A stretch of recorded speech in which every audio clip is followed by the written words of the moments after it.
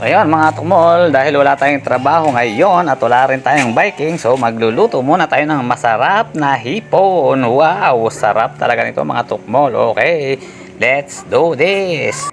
Guys, magluluto tayo ng hipon. Wow, sarap. Kanina nagalaw pa yan, pinatay ko lang sa rep. Ayun o, sarap, ang dami. Huhu. Pero alam niyo ba mga tukmol, libre lang yan. Binakaw ko lang yan. Kaya lang ang rekado natin 80 pesos agad. Libre yung hipon, pero ang regalo 80 pesos na agad. Akala ko nakamura na ako.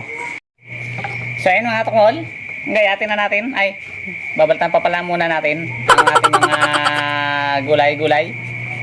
Yan, balatan na natin ang napakamahal na, ang tawag dito? Labanos. Tara, tanggal natin yung gulong at mall. At pupukulit natin yan mamaya. Ay, dito ko na send, pangit. Ha? Dito ko na send. Kasi din tayo mga mall. Kamatis. Nakin 10 pesos ang dalawa. Sabay sa 5 piso. Yun lang. Wala tayong nakatakan ko mga mall. Kasi nga, alam ko, hindi ko lang. Magkapatin lang natin siguro ang sibuyas. Yan.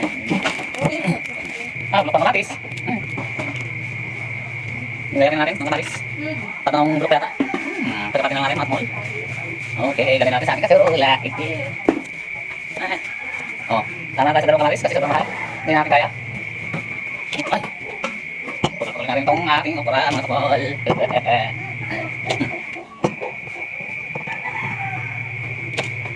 Pati yung laman siya. Bet-betin ng liit. Ay, naglag ba? Nakang na. Para Hindi sa'yo ko na pinapakuha ko. dumami. Kasi nga sobrang mahal.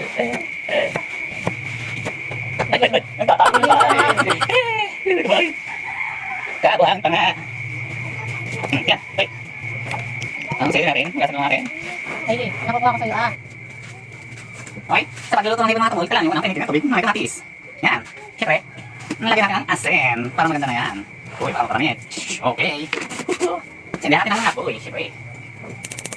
Yun. Okay. Siyempre mga tumol, sama natin itong ating gulay. Sabay-sabay na yan. O, sili, okra. Pagkatapos, itong labanos. O, ilagay natin ito. Sama-sama na yan. Isang diretsuhan lang para pagpulo. So, lagyan natin paminta. Nilalagyan daw lang ng paminta. Paminta. At dahil plastic lang yung ating luto yan, wala na masyadong ingredients, wala na masyadong gulay kasi wala tayong gulay. Sobrang halang gulay. So, siguro mga tumol, lagyan natin ang ating nor, sinigang nor.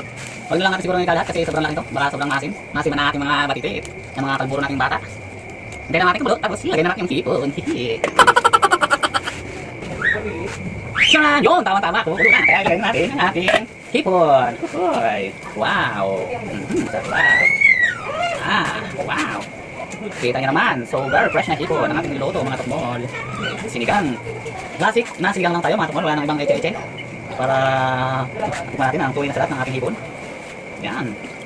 Sarap. Wow, puno. Puno-puno, mga tukmol. So, ayan. Yung taklaban lang natin at hintayin natin kumulo. Pagkakulo, okay na yun. Luto na yun. Hihi. So, ayun mga tukmol. Parang okay na ito. Pwede na siguro nating patayin ang apoy at luto na yan. Panigurado. So, tikman uli natin. Hihi.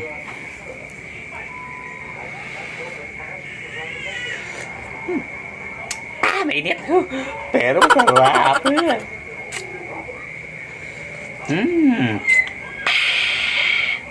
Sarap.